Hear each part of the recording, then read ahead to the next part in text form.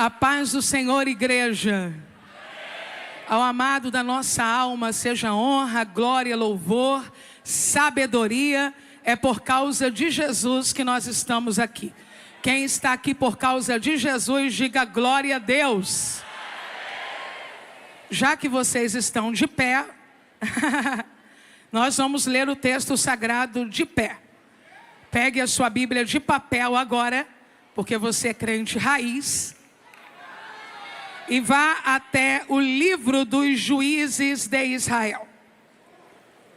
Enquanto você localiza o livro, eu agradeço ao pastor Zilmar Miguel e à preciosa irmã Marinês, que para mim é pastora, pelo acolhimento, pelo convite, pela honra. Quero quebrar o protocolo, que já não tenho muito na vida, para dizer para o senhor e à pastora que vocês são bonitinhos demais. É uma lindeza. A gente olha e já fica feliz. Nessa crise de simpatia que existe no mundo, os senhores são colírio para os nossos olhos. Que Deus continue guardando a vida e a casa dos senhores. Pastor Adriano, com sua santa esposa, eu quero agradecer a Deus pela sua vida e experiência no campo missionário. Por cada missionário que está aqui, eu através do Senhor os faço também cumprimentado. E já dei o meu sim para o Natal missionário, né?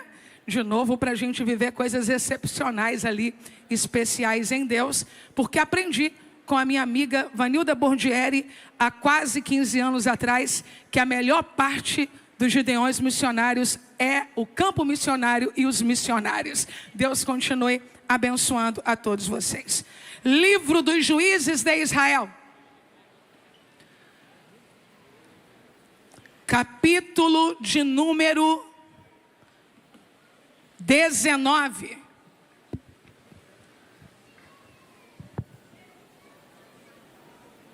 Honradíssima com a presença dos ministros de Deus aqui esta noite, inclusive de tantos que já pregaram e permanecem aqui.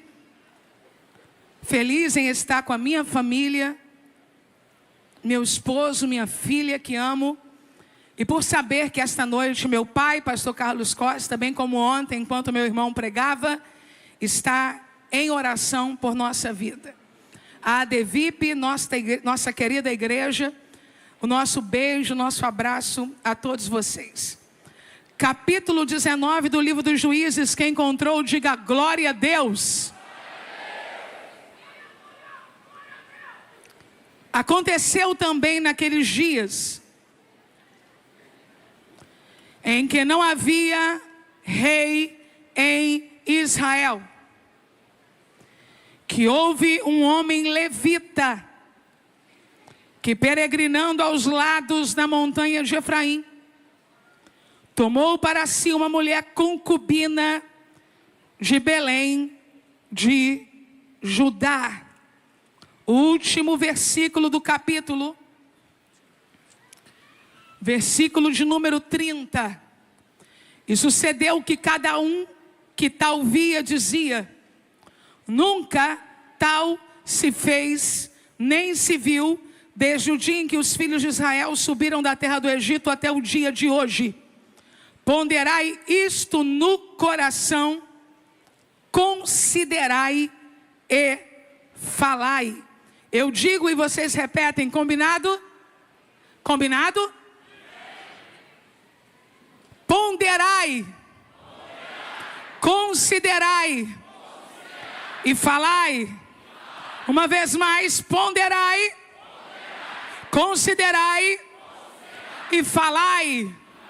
Enquanto o homem de Deus, pastor Eliel, apresentava a minha vida ao eterno, eu recebi de Deus um revestimento especial. E quero tão somente agora dar graças a Deus pela palavra que acabou de ser lida. Pai, te louvo porque a tua palavra permanece no céu e é revelada à tua igreja pelas escrituras. Te dou graça porque sei que por ela o teu nome será glorificado. Oramos em o nome de Jesus. Amém. Você pode sentar dizendo glória a Deus.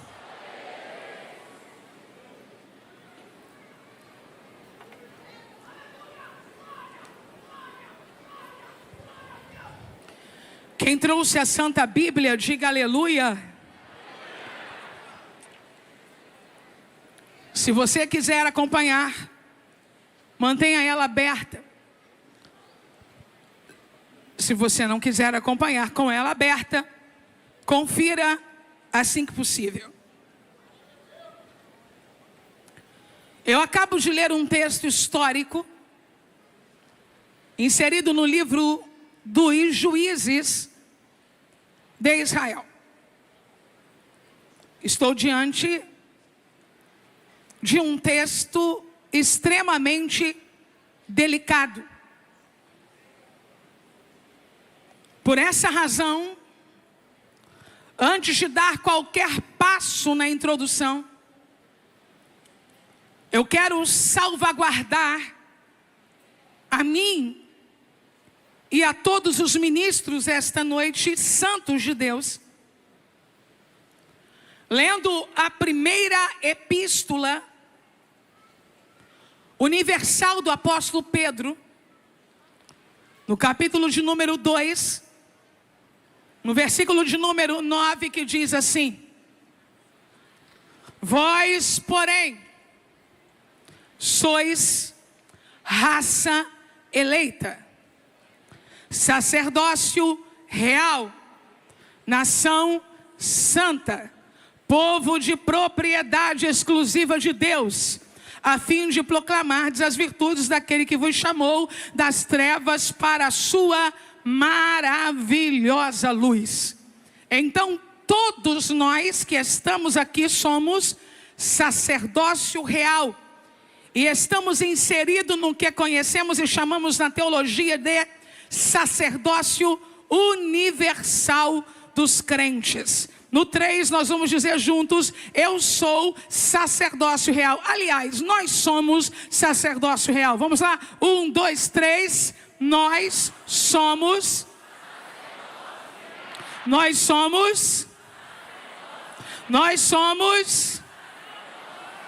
perfeito. Nós, não vós, também não eles, nós. E agora começo a entregar a mensagem que Deus me deu para esta noite. Estamos diante de um dos capítulos mais dramáticos de toda a Bíblia. Aquele capítulo cujo tipo de atrocidade e declínio moral entre o povo faz a gente colocar a mão na boca. Sansão, o último juiz de Israel, morreu. E isso parece ser o último evento cronológico do livro dos Juízes. O último evento cronológico do livro dos Juízes é a morte de Sansão. Mas ainda existem, após esta morte, 4 outros capítulos antes de Juízes terminar. Os anteriores oferecem uma panorâmica da situação de Israel. Ao dizer sempre assim, vê se vocês já encontraram isso em Juízes: e fez o povo o que era mal aos olhos do Senhor. Quem já leu isso? Perfeito. Quem não leu precisa começar a ler o Antigo Testamento com urgência. Entretanto, os 4 últimos capítulos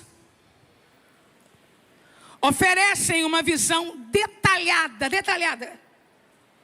da vida de Israel naquele tempo, e são uma apêndice do livro. Divinamente inspirada, obviamente, mas colocada ali para dar um sentido final. Eu estou agora no capítulo 19, no versículo 1. Tem mais alguém comigo? E então o texto diz assim: aconteceu também naqueles dias. Aconteceu também naqueles dias. Aconteceu naqueles dias. Tem uma palavra aí que precisa ganhar força esta noite, tá bom? Aconteceu naqueles dias. Ó, já descobrimos a palavra, não é? Então, aconteceu naqueles dias. Também é. Do mesmo modo, da mesma forma, igualmente e além disso. Então primeiro a gente tem que saber o que aconteceu antes, para que a gente compreenda por que esse também está aqui. Porque diante de uma história tão pesada, tão terrível, que culmina com o esquartejamento de um corpo, esse também vai nos dizer que nada é fruto do nada. Pastor Newton, prazer em vê-lo. Um abraço para a pastora Regina. Que nada nasce do acaso, mas que todo desvio humano está terrivelmente condicionado a uma progressão. Se estiver com a Bíblia, folheie. Se não estiver, ouça. Também.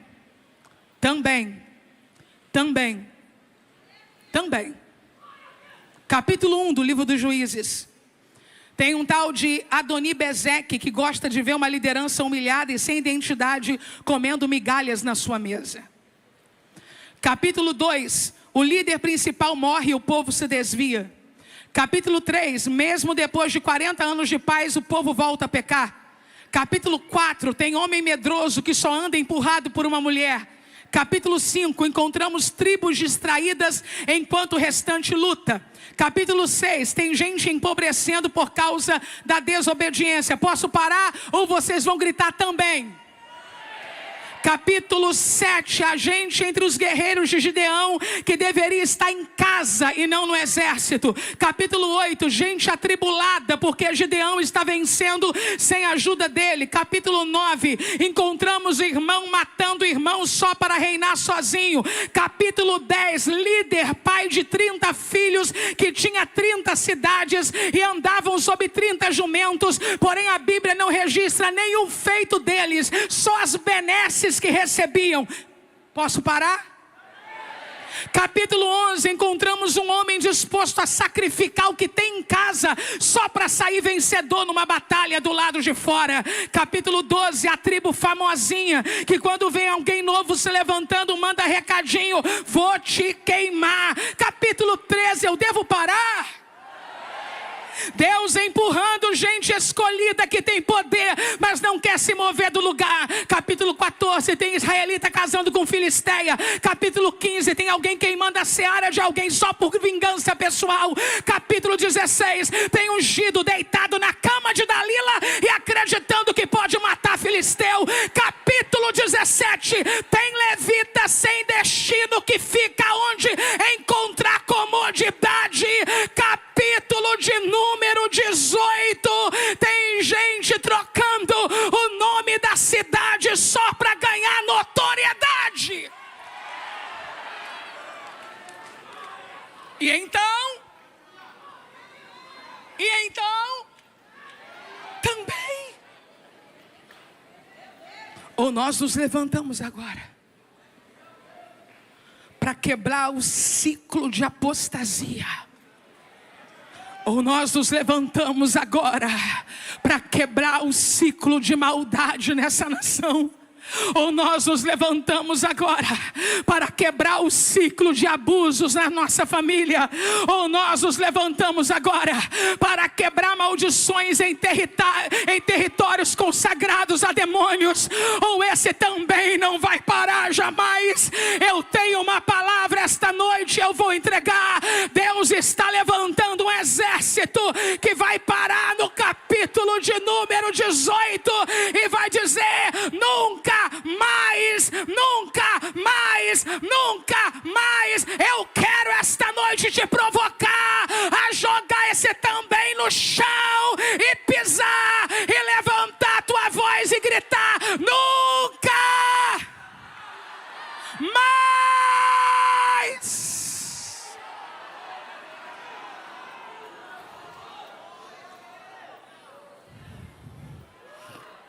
Alguém aqui já leu a história de Mica? Da história da mãe, do ídolo, do roubo, do sacerdote, do dinheiro da mãe. Você já percebeu que tem alguma coisa ali de meio engraçado? Meio esdrúxulo, meio cômico? É sempre assim. Antes de Satanás trazer uma tragédia com cara de tragédia, ele vai fazendo tragédias que tem cara de esdrúxulo, cômico, engraçado. E a gente começa a rir. Primeiro a gente ri do jeitinho que o menino anda. Depois esse menino comete suicídio porque de um lado a sociedade diz: faça o que você quer. Mas do outro lado a alma dele que grita por socorro não aguenta a pressão dos sentimentos que tem. Começa cômico, mas termina com morte.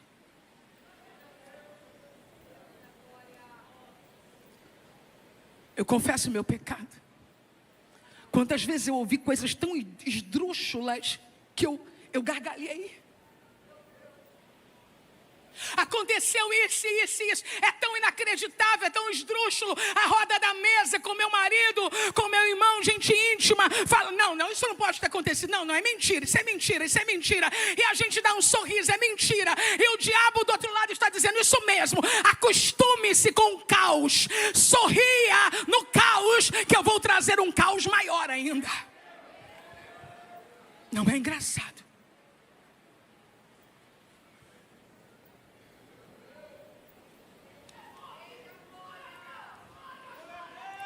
Mas os gideões missionários têm a saída. Eu vou repetir. Os gideões missionários têm a saída. O texto, antes de contar a tragédia, diz a razão principal da tragédia. Naqueles dias em que não havia rei em Israel. Naqueles dias em que não havia rei em Israel. E todos os relatos do livro dos Juízes apontam para uma necessidade imediata. Um Salvador. Um rei. Ei! A igreja tem a resposta. A igreja tem a saída.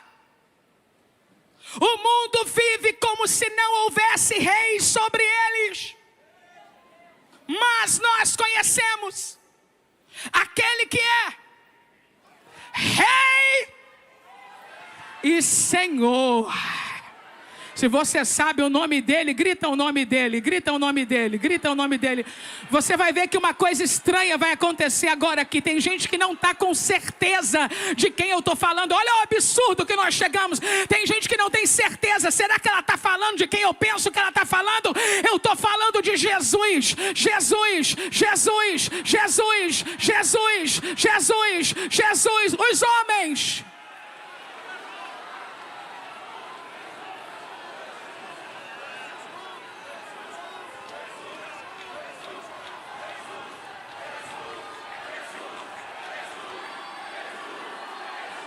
As mulheres ao lado dos homens.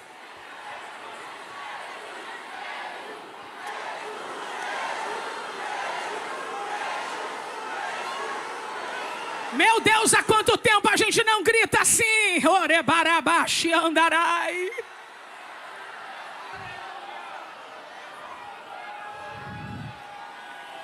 Como não havia rei em Israel, a Bíblia diz que um levita saiu.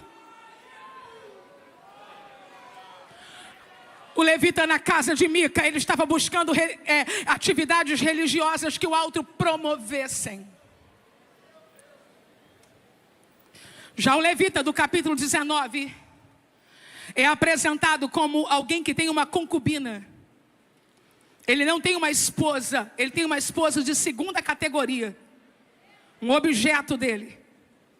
E eu vim dizer algo aqui nos Gideões Missionários, e vou repetir por quantas vezes precisar, em quantos lugares eu estiver.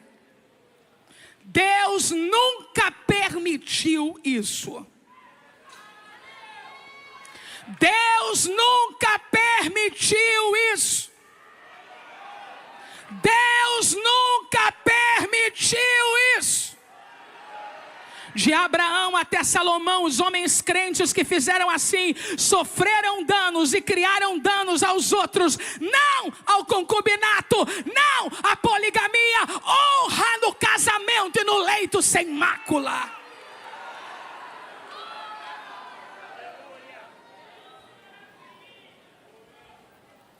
Em dias perturbadores, levitas são chamados ao serviço e à santidade.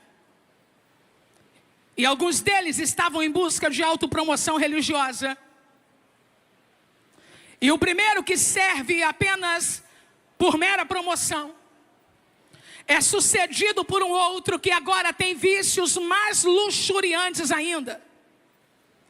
Se o primeiro só quer um canto para encostar, o segundo peca. Porque é um homem que foi chamado para ser santo, agora é tragado pela cultura pagã e toma uma concubina para ele. O texto diz, porém, a sua concubina adulterou contra ele. Embora o texto original diga que ela agiu como prostituta, alguns comentaristas judeus acreditam que apenas ela tenha deixado-o, e isso por si só, dentro daquela configuração, tenha se tornado adultério.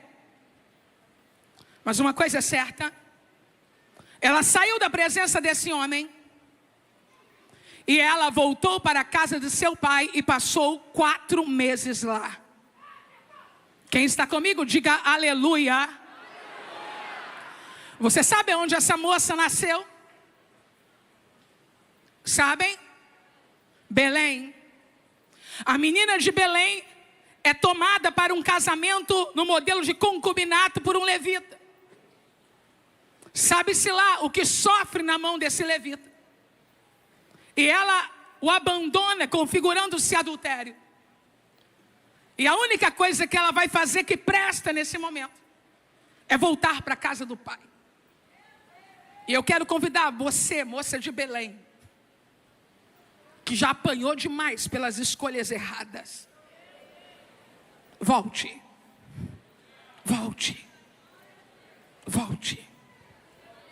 E quero falar com você, moço de Belém. Volte.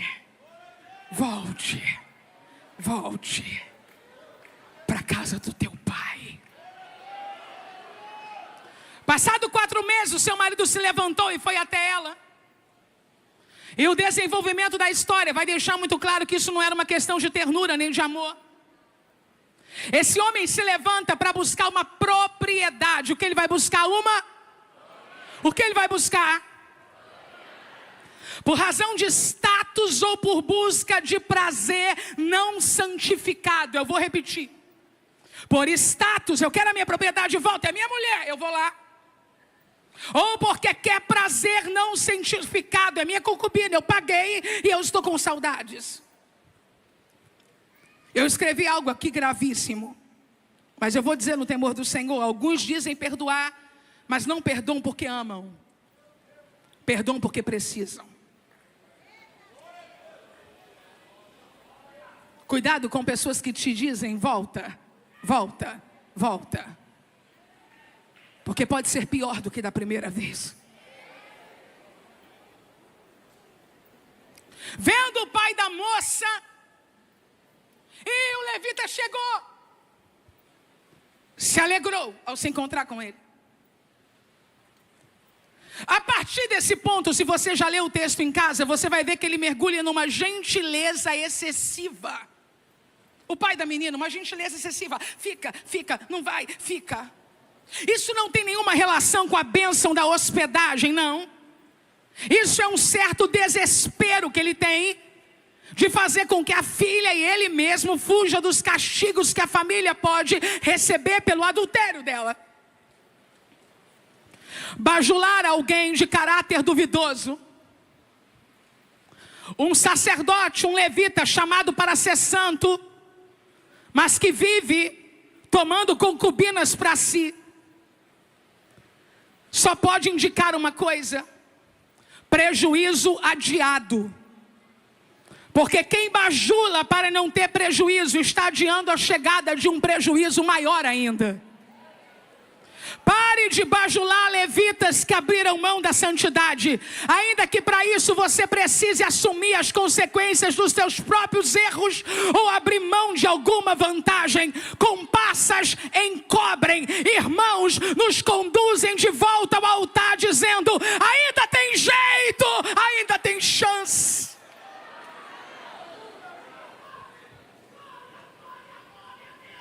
O pai da moça segurou E ele passou ali 5 dias. Quantos dias? Quantos dias? E então se levantou para partir. Durante os 5 dias, a voz dessa menina não é ouvida.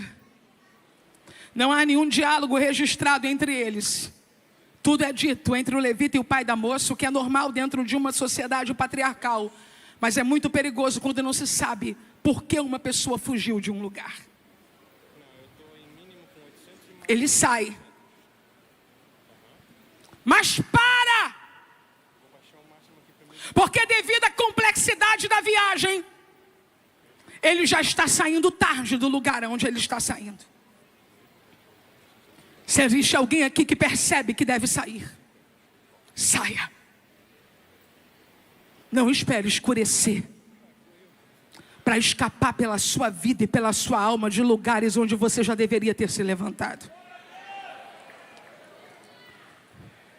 Eles estão caminhando e quando o sol começa a baixar, quem está comigo, diga aleluia.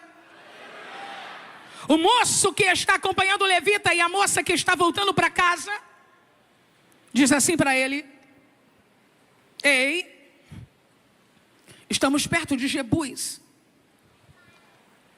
Devido ao horário, eu estou parafraseando. Devido ao horário, devido à distância, vamos parar aqui. Mas aquele homem diz: não.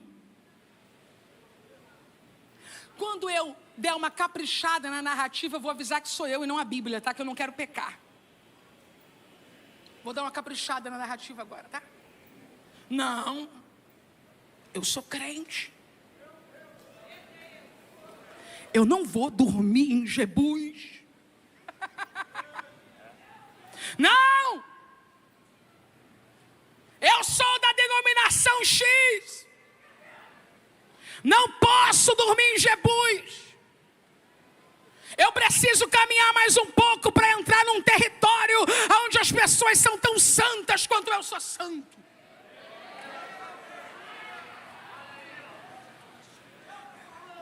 Eu estava debruçada lendo o texto. Pastor Zilmar, eu quero dizer com toda a verdade da minha alma que eu estou lendo esse texto há 13 anos, antes de pregá-lo. 13 anos. E eu fiquei imaginando o mundo espiritual em Jebus. E o santarrão dizendo: aí eu não paro. Aí eu não entro. E acima dos céus, porque o céu sabe dos acontecimentos antes da terra. Jerusalém vai ser levantada aqui. O templo vai ser levantado aqui. O cordeiro vai ser apresentado aqui. Eu sei que tem pregador elegante que não gosta, mas eu sou da Baixada. Um beijo pro pastor Eliel. Pega na mão desse crente que está do teu lado e grita para ele: se soubessem o que Deus está para fazer no teu território, olhariam você de outra maneira. Eu tenho uma palavra para os meus irmãos que estão me assistindo nos centros de recuperação. Eu tenho uma palavra para os irmãos que estão me assistindo no centro terapêutico Uma Esperança Jesus em Caçapava. Eu tenho uma palavra para os irmãos que estão me assistindo no Bom Samaritano. Se Santarrão soubesse o que Deus vai edificar aí, parava.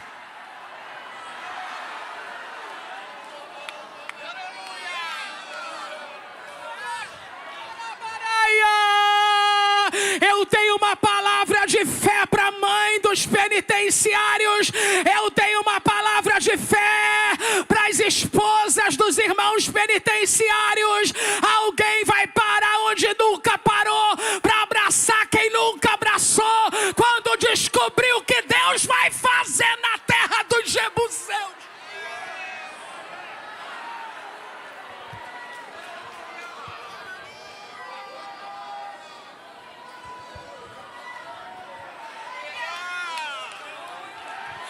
Para agora lá, para agora lá, para agora lá. Leva oferta agora lá. Vai visitar agora lá. Dá abraço agora lá. Vai pregar agora lá. Vai levar um estudo bíblico para os meninos que ficam lá a semana inteira. Para de querer aparecer só quando a câmera está ligada. Vai servir.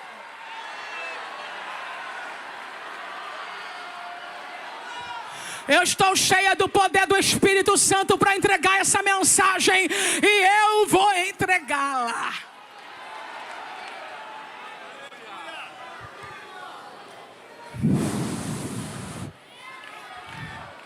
Tá bom?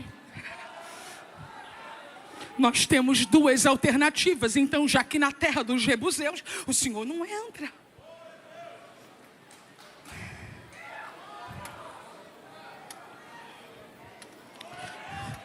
Ou Gibeá, ou Ramá.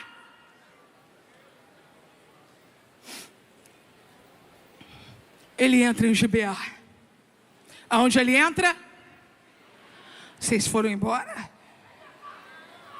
Vocês ficam tranquilinhos que eu vou entregar a mensagem inteira, hein? Olhe para cá. Vocês ainda tem que comprar cachorro quente hoje, ainda tem que ofertar nova missionária, tem muita coisa. Gente. Ó, no 3 você vai gritar Gibeá. Aonde ele parou? 1, 2, 3. Quem dera chegasse em Ramá. O sacerdote do livro seguinte. Juízes, Ruth, depois vem 1 Samuel. Gente, Juízes, Ruth, depois 1 Samuel. O sacerdote 1 Samuel fez uma casa em Ramá. Quem dera. Quem dera. Ramá, lugar alto. Samuel vai morar lá. Ramá, casa do profeta.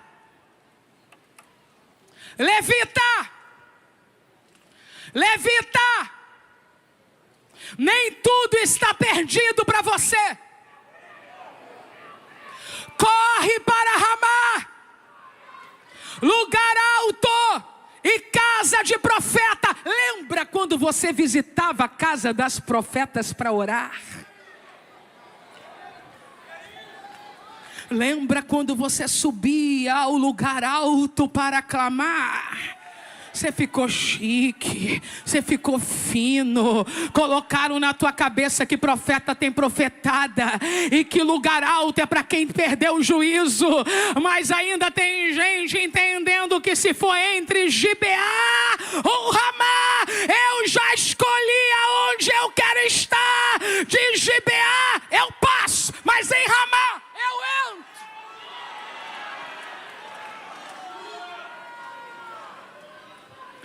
Ele entrou, sentou, e ninguém deu bola para ele.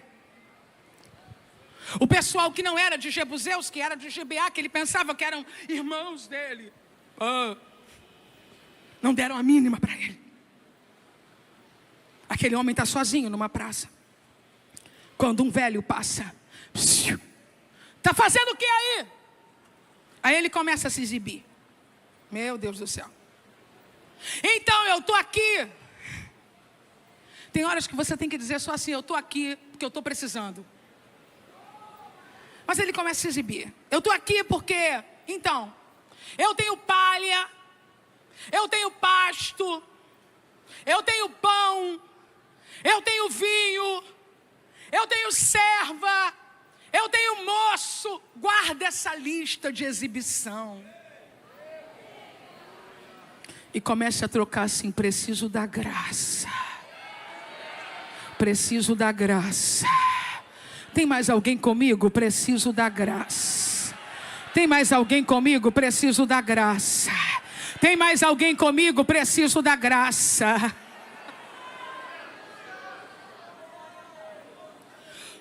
O idoso, o senhor entende e diz: tá, vem, vamos lá para casa que eu vou te guardar. Não é bom ficar aqui.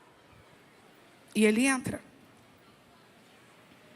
E quando ele entra, ele, o moço e a concubina. O velho diz a ele: paz seja contigo. Mas não havia paz naquela cidade. Eu preciso de um pouquinho mais de retorno. O velho diz para ele: paz. Mas não havia paz naquela cidade. Enquanto eles estavam comendo, enquanto eles estavam se alegrando, os homens daquela cidade começaram a bater a porta. Dá-nos esse homem. Dá-nos esse homem. Dá-nos esse homem. Nós queremos deitar com ele. Quem está comigo, diga aleluia. Quem não foi embora, diga glória a Deus. Então redobre sua atenção agora. Não foi a primeira vez que isso aconteceu na Bíblia. Quem lembra da outra vez? Casa de Ló. Um crente falou aqui do meu lado. Casa de Ló. Só que existiam duas diferenças gritantes no texto. Posso falar quais?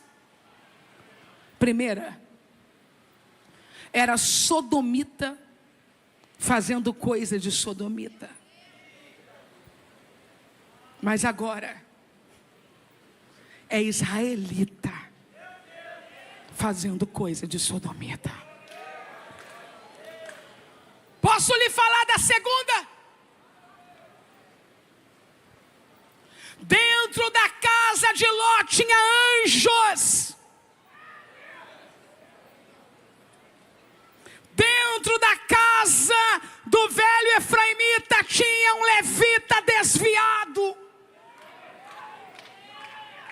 Se você quer esta noite que os anjos voltem a ter acesso na sua casa, abra a porta para o impostor sair e deixa os anjos entrarem.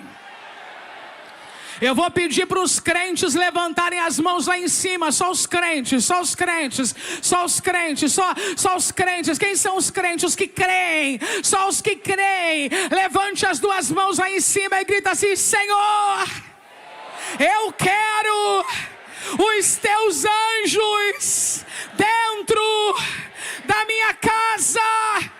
Com mais clamor, diga outra vez: Senhor, eu quero os anjos dentro da minha casa.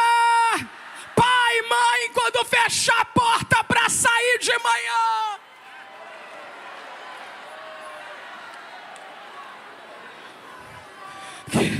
aquele adolescente, aquela criança vai ficar com A, com B, mas você vai dizer assim: Deus, eu quero os teus anjos na minha casa. Eu não estou falando de gente que deixa filho para passear. Estou dizendo para gente que se não sair, criança não come. Deus, põe teu anjo na minha casa.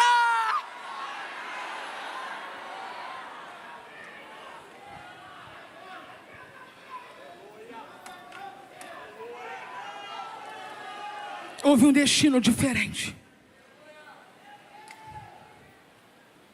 Porque dessa vez não tem anjo.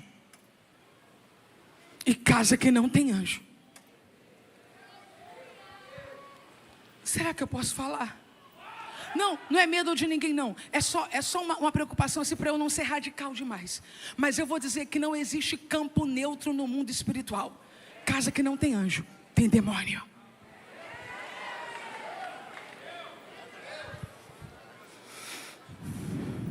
O velhinho diz: ei, meus irmãos. Olha como ele está falando com os israelitas com comportamento de sodomita. Ei, meus irmãos. Ei, meus irmãos. Irmão não. Para de chamar de irmão quem nunca foi irmão.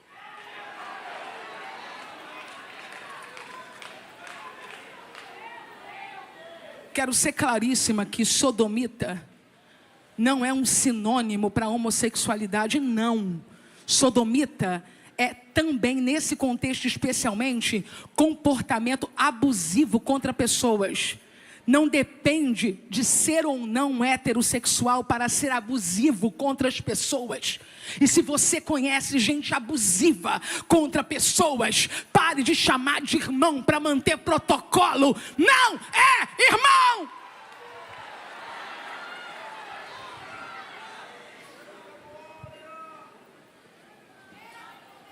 Irmãos, eu não posso entregar o visitante, entre aspas, contrato de hospedaria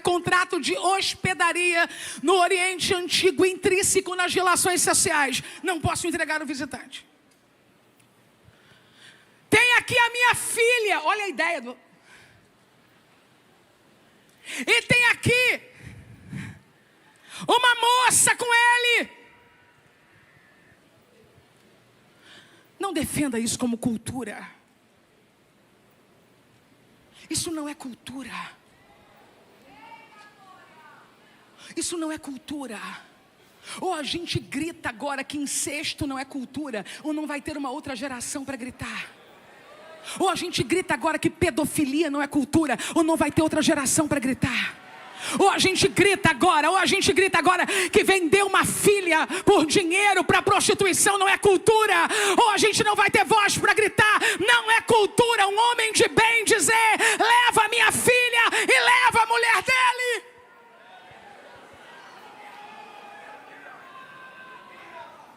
A igreja precisa trabalhar na anticultura mundanista. Princípio bíblico é o homem ser capaz de dar vida pela mulher. Ou a gente vai passar a vida pregando submissão feminina, sem pregar heroísmo masculino. Olhe para mim. Olhe para mim.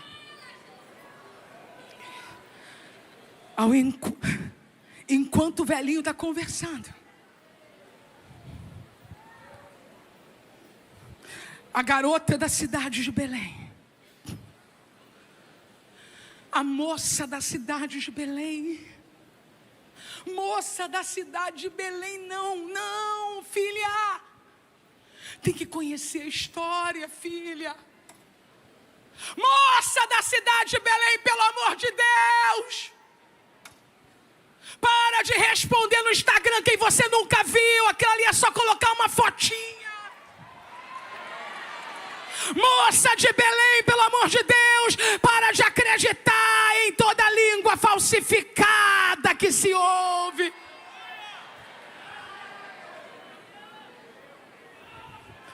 Eu imagino, e quero convidar cada mulher que está aqui, e os homens que têm temor ao eterno, para imaginar como o coração dessa menina, filha desse homem e dessa moça, ficou quando o nome delas foi mencionado. Orecamachia.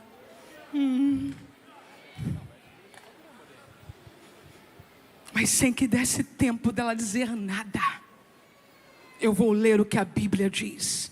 Então, aquele homem, o levita, pegou a sua concubina e lhe a tirou para fora.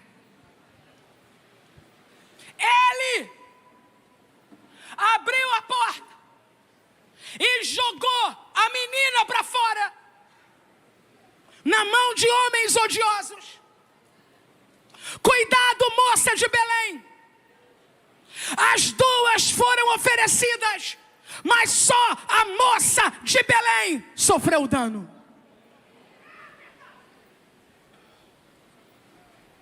Houveram gritos, barulho, porque haviam muitas pessoas envolvidas nesse massacre. O choro da mulher. Eu sei que eu serei criticada, não tem problema nenhum. Sábado, já quase noite, 19h04, tinha que estar virando tudo. Então vire a cadeira você e coloque para cima, porque eu tenho uma palavra e vou entregar.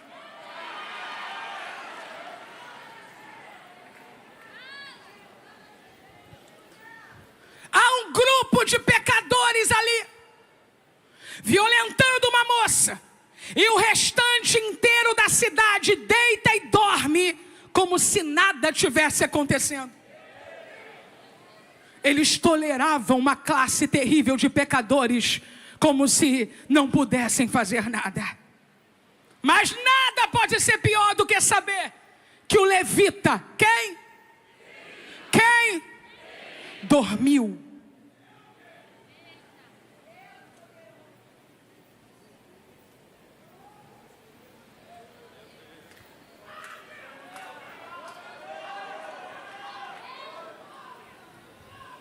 Violência contra a mulher existe. E nós sabemos. Pedofilia existe. E nós sabemos. Machão que prega e soca a mulher em casa existe. E nós sabemos. Pai que aterroriza filho em nome da fé, arrancando página da Bíblia, amassando e colocando na boca da criança, existe. E nós sabemos. Se não for no nosso alcance, podemos orar e chorar. Mas se for no nosso alcance, joga o travesseiro da conivência no lixo. Levante-se e faça alguma coisa.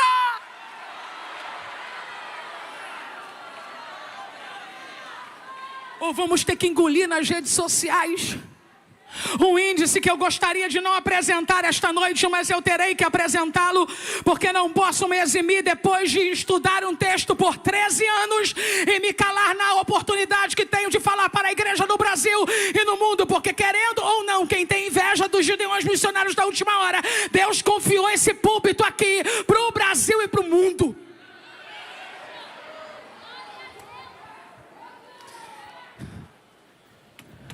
Segundo o levantamento feito pela organização Safernet e enviado ao Ministério Público Federal, 1 milhão de brasileiros participam de grupos com pornografia infantil. 1 milhão de brasileiros. Com todo respeito. Se alguém tem dúvidas, eu não tenho e já peço perdão. Desses 1 milhão, tem alguns aqui. Ou no nosso arraial, não tem ímpios infiltrados vestidos de crente. Não vamos passar essa vergonha nacional de fazer um corporativismo ridículo. Eu estou republicando quando é preso esse cara que leva nome de pastor. Eu republico quando eu vejo que foi descoberto. Sabe por quê?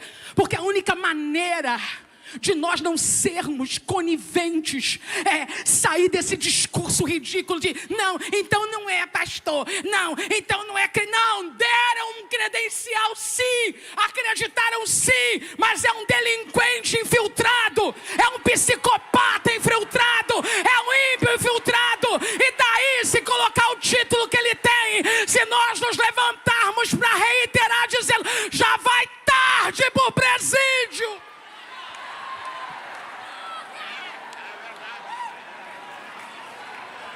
Eu estou contando com os pais aqui para orarem. Eu estou contando com os pais, com os avós. Oh, só corta o coração quando é na nossa casa.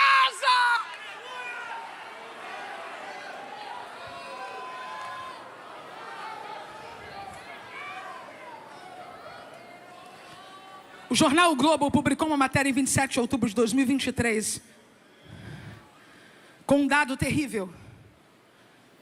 440 mil menores podem, eu disse podem, tá? Antes de querer me processar sem causa, processa pelo que tiver causa. 440 mil menores podem ter sido vítimas de abusos sexuais na igreja católica, diz o relatório. Na Espanha. 440 mil. Eu quero crer que nenhum católico de bem fica feliz com um índice desse. É verdade? Ninguém. Meu avô foi católico uma vida inteira antes de se converter, antes de fazer uma declaração de fé diferenciada. Mas a vida inteira eu convivi com um homem que frequentava a missa. E um homem de bem. Então eu acredito que qualquer católico de bem fica chateado com isso aqui. Cantora Mara Lima foi apresentada esta noite não só como cantora, mas também como alguém que está trabalhando na Secretaria de Proteção à Mulher. É isso mesmo, Preciosa? Pois bem, eu fui pesquisar os índices no Brasil relativos à igreja evangélica, ok? Porque se apareceu 440 mil na Espanha, eu que não tenho nada a me preocupar com isso, quero saber dos índices, porque nós, mães e pais, queremos saber dos índices, nós queremos ajudar, queremos proteger, queremos atuar. Ou por orgulho, vamos fingir que não tem. Que nossas crianças não sofrem, não são vítimas, não passam por isso, que não se infiltram pessoas malignas entre nós. Quando eu fui pesquisar, não achei. Mas alguém retratou dizendo, é muito difícil levantar esse índice. É. Ai, que vergonha que eu estou sentindo, mas eu vou dizer. A maior parte das pessoas que são vítimas em igrejas evangélicas de violência doméstica ou de violência sexual, elas são orientadas a não denunciar o culpado. Para evitar. O que eu estou dizendo aqui é um saber empírico. Como não há pesquisa, não há o dado, isso é um saber empírico. Mas é um saber empírico porque eu tenho 47 anos de idade e nasci num lar cristão. E me lembro perfeitamente de pessoas que diziam sobre alguém, pelo amor de Deus, não fala para não escandalizar. Empírico, não tenho dados. Olho roxo. Ora para Jesus salvar.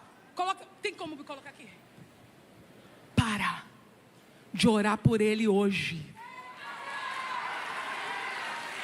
Deus me trouxe aqui para usar os minutos que pregadores no Brasil gostariam de usar para salvar a tua vida da morte. Para de orar por ele hoje e comece a orar por você a partir de agora.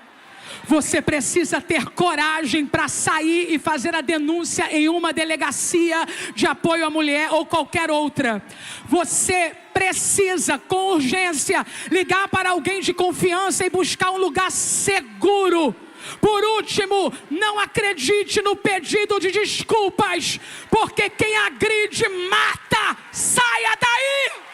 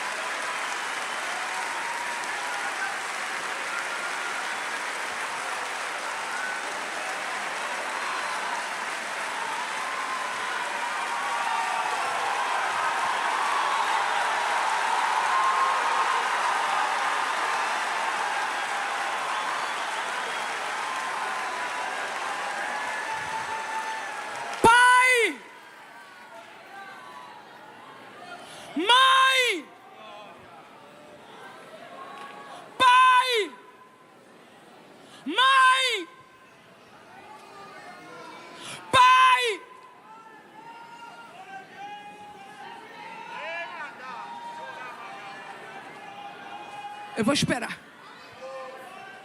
Obrigada. Pai, mãe, ele não é ungido. Eu sei que falaram para você assim: ai daquele que toca nos ungidos. Eu sei que falaram para você, e eu também li e acredito piamente, porque acredito 100% na Bíblia: não toqueis nos meus ungidos, nem maltrateis os meus profetas. Mas você tem que entender que pedófilo não é ungido. Pedófilo é criminoso, pedófilo não é ungido. Pai, mãe, levanta dessa igreja, vai fazer uma denúncia agora. Já fez a denúncia, não permaneça num território onde a palavra do seu filho seja contestada, levando ele a futuros traumas. Não existe capacidade de se encontrar na mesma figura um pastor e um abusador. Ou é pastor ou é abusador. Saia daí agora.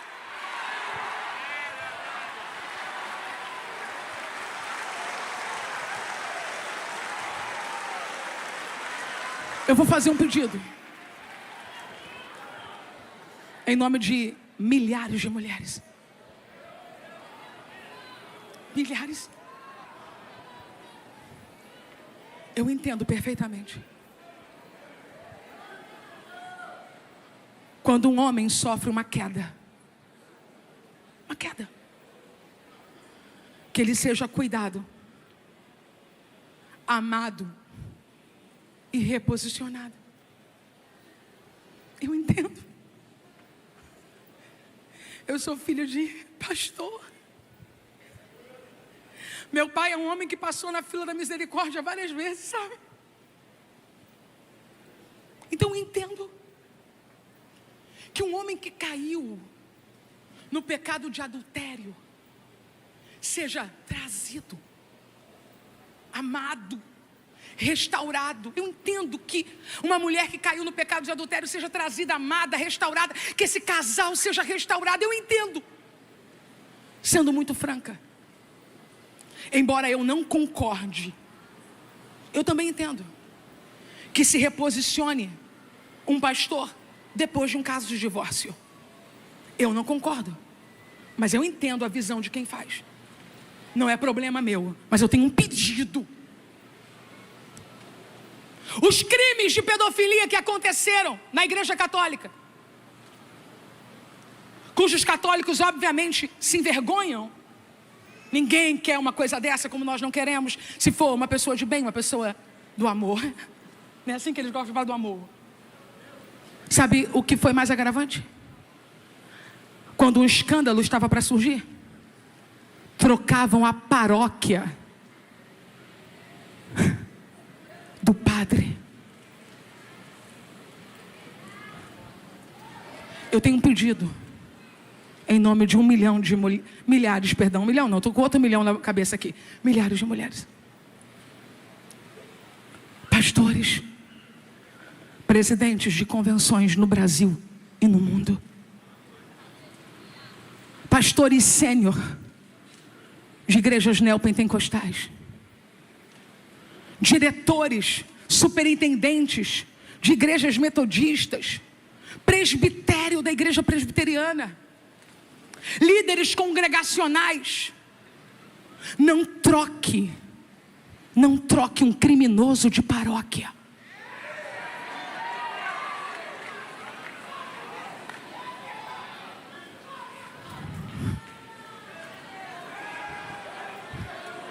Não mande esse presente embrulhado para ninguém.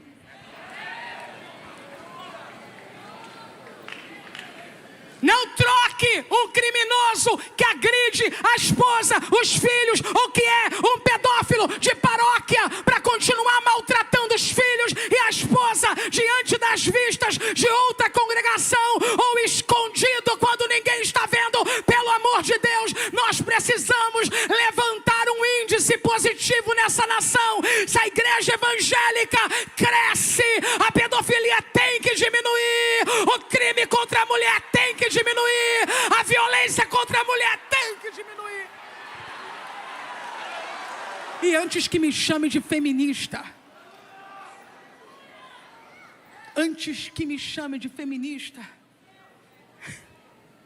e antes que ache que eu sou candidata a alguma coisa,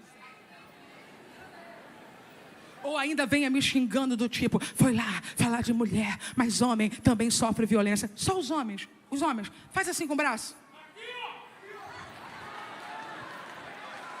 Não se compare, não.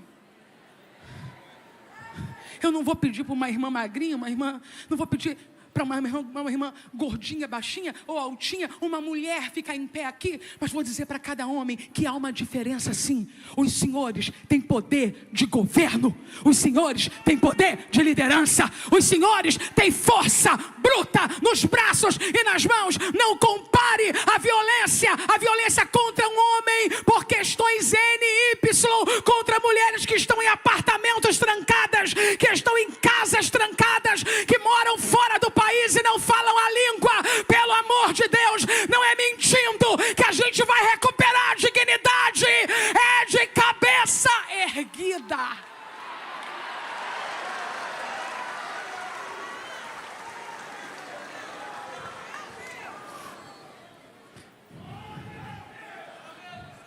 eu concluo esta parte dizendo que o número para ligar em caso de violência contra a mulher é 180. Se você nunca ouviu numa igreja evangélica esse número, o número é 180.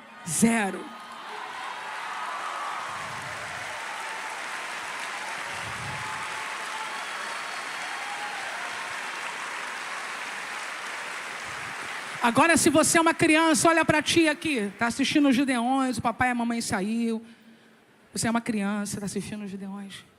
Se alguém está fazendo algum mal a você, querendo tocar em alguma parte do seu corpinho, se essa pessoa que mora aí na sua casa fala, se você contar, vou matar seu pai, vou matar sua mãe. Não acredita.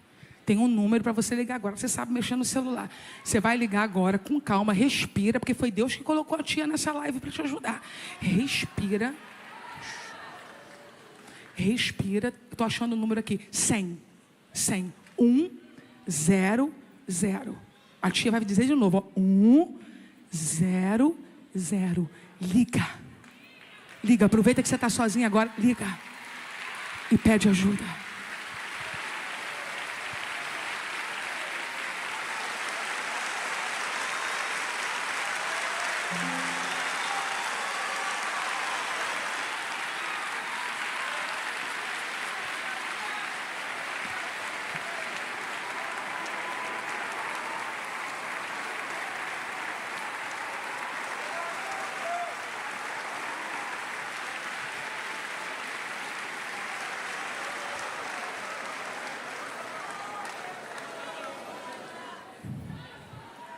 Eu escrevi algumas páginas. Afinal, foram 13 anos, né?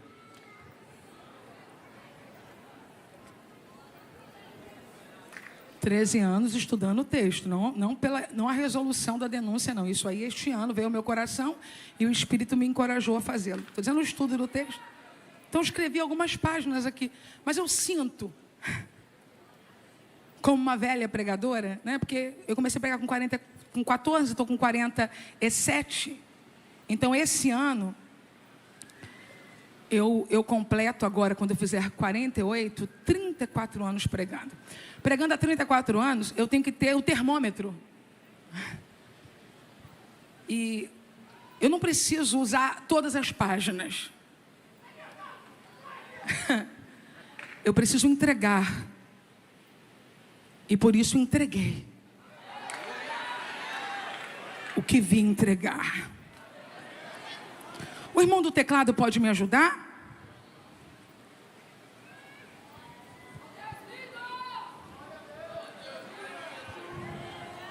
Uma pesquisa recente agora, 2025 para 2026, indica que a violência doméstica afeta desproporcionalmente mulheres evangélicas no Brasil, com cerca de 38,7% a 43% relatando agressões, o que é uma taxa superior à média nacional. 69% dessas mulheres, elas buscam a igreja como um primeiro socorro. E aí? E aí? Vamos criar secretarias de acolhimento dentro das nossas igrejas? Acho que não tem. Vamos disponibilizar psicólogos? Acho que não tem. Vamos disponibilizar mães, mulheres de oração. Pastora, a gente não tem condição de contratar psicólogo, nem tem lá mães, mulheres de oração. Mas faz um cursinho com essas meninas que vão atender rapidinho. Para não mandar abafar, não mandar calar.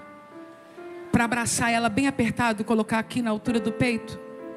E falar para ela, nós acreditamos em você. Vamos treinar as meninas do Ministério Infantil. Que estão na ponta, ali na sala de aula, como estão na ponta os professores do país. Entendem? Essa mulher foi esquartejada. Aquele que não amou, não cuidou, no final cortou em 12 pedaços, não é porque ele ficou morrendo de pena dela, não. Ele queria vingança. Quem quer justiça, conta a história como ela é. Quem quer vingança, edita a história para se sair bem no final. Na história dele, ele não conta que foi ele quem colocou ela para fora. Até quando pessoas vão sofrer por histórias editadas, mal contadas? Chega. Chega.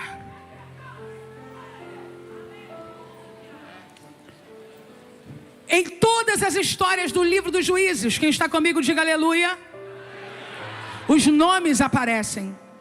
Até Dalila, que era terrível, teve um nome lá. Mas nesse capítulo existe o que chamamos de anonimidade. O levita não tem nome, o velho não tem nome, os abusadores não têm nome, a menina não tem nome. Sabe por quê? Para que ninguém aqui hoje se exima dizendo, isso não foi para mim. Que cada um de nós se posicione dizendo, Deus, eu tenho um lugar nessa história. Nem que seja a parte do morador que ouviu os gritos, colocou o travesseiro na cabeça e dormiu. Todos nós temos parte nessa história. A menina de Belém morreu e não mudou nada. Dezenas, centenas, milhares e não mudam nada. Em Belém, Davi nasceu, mas Tamar foi abusada. E Davi não fez. Não é porque ele não seja um bom tipo de Cristo, ele é um excelente tipo de Cristo, mas ele não era o Cristo, por isso falhou. Mas eu disse que os gideões missionários têm a resposta. Eu disse que os gideões missionários têm a resposta. A igreja tem a resposta. No livro dos Juízes, a menina que nasce em Belém morre e não põe fim à maldade humana. No primeiro livro de Samuel, Davi aparece, mas não coloca fim à maldade humana. Mas a Bíblia diz, agora sim, Belém, Belém, Belém, Belém. Miqueias 5:2, e tu, Belém Efrata, posta que pequena entre os milhares de Judá, de ti me sairá o que será Senhor em Israel, e cujas origens são desde os tempos antigos, desde os dias da eternidade. Portanto, os entregará o tempo em que aqui está de parto tiver dado a luz. Filha, vem aqui.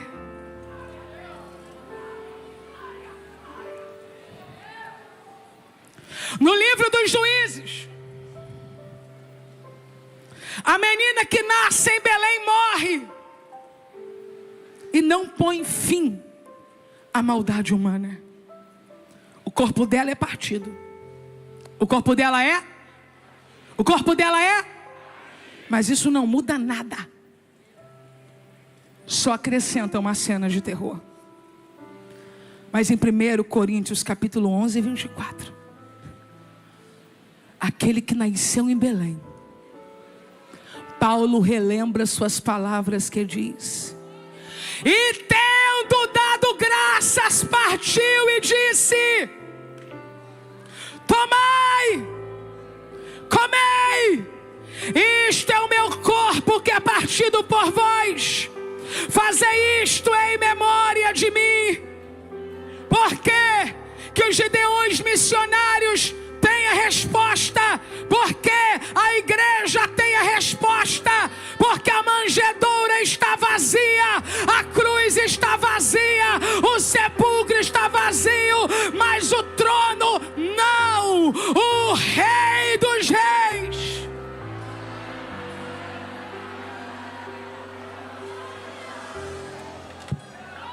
Eu estou pregando uma mensagem missionária. Porque Porque a minha filha, Maria Clara, é fruto da obra missionária. Uma pregadora que prega melhor do que todo mundo nesse mundo, segundo a Maria Clara, a missionária Kellen Gaspar, pregou aqui nesta semana. Maria é fruto da missão Campos Brancos. A igreja chegou aonde o Estado não chegou, para transformar a realidade da Maria. A Maria é uma missionária formada pelos Campos Brancos com a missionária Kellen Gaspar. E agora, há 9 meses, fará amanhã. Ela é minha filha. Vem cá, Eleomar. E filha do Eleomar.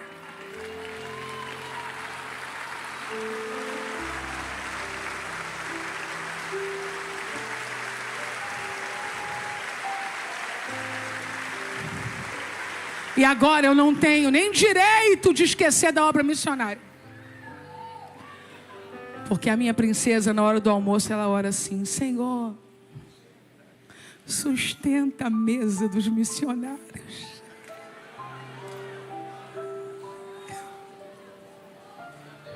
Jesus é a resposta para tudo.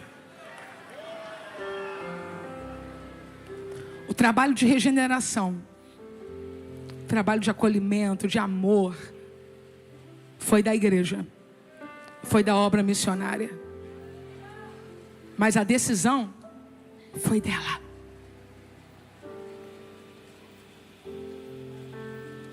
É possível. Levante a sua cabeça, porque o que Deus tem para você é muito maior e muito melhor. Se você esta noite quer que Deus faça arder no seu coração a chama para se levantar por aqueles que estão sofrendo, coloque a mão no seu peito agora. No seu peito agora. Eu quero, em tempo, fazer uma reparação, dizendo que o Estado se faz representado ali pelo abrigo Casa na Rocha. E que se a sociedade entender que, embora estejamos em um país laico, a igreja pode somar forças com o Estado para socorrer a milhares, milhares e milhares, como tem feito muitas das vezes, ainda sobre o estigma de ser o ópio da sociedade. Coisas incríveis podem acontecer nesse país. Coloque a sua mão sobre o seu peito. Minha filha, não tenha medo de nada, nem vergonha, porque foi por um momento como esse que você está aqui. Ore por essas pessoas agora, para que Deus acenda o fogo no peito deles, e cada um de nós saiamos daqui para fazer missões. A mesma chama da missionária Kellen Gaspar, da missionária Cris, dos Campos Brancos, da Casa na Rocha, está no seu peito também. E nós, teus pais, estamos recebendo esse mesmo fogo por intermédio da sua vida. Querido Deus e amado Pai, estamos aqui, Senhor, na Tua presença, Pai. Que palavra gloriosa o Senhor tem falado nesta noite. Agora eu oro, Jesus, por cada pessoa que está aqui, Jesus, e que colocou a mão em seu coração. Eu oro para que o Senhor venha estar derramando, Senhor, sobre a vida deles uma unção, Senhor, e que eles venham amar missões, que eles venham orar por missões, que eles venham ofertar por missões, Pai, que eles venham amar aquilo que o Senhor ama, Deus, missões, Pai, que eles venham amar almas, Senhor, Senhor, coloca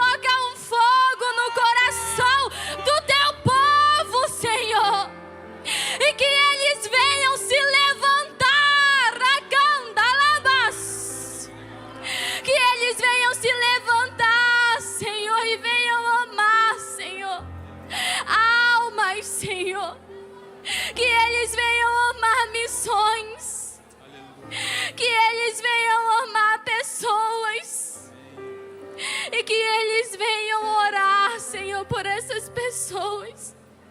Não deixa eles esquecerem, Senhor. Não deixa o teu povo esquecer, Pai. Ah, Senhor, coloca uma chama nos nossos corações. E que o nosso coração, Senhor, venha queimar cada vez mais pela Tua presença. Em nome de Jesus, muito obrigada, Senhor. Obrigada, Jesus, por tudo. Em nome de Jesus. Amém. Dê um abraço apertado em alguém, um menino com um menino, uma menina com uma menina, e diga a ele ou a ela: esta é a hora. Avante, Gideões. Família Cavalcante, vem pra cá adorar. Antes sou eu, eita glória, então venham.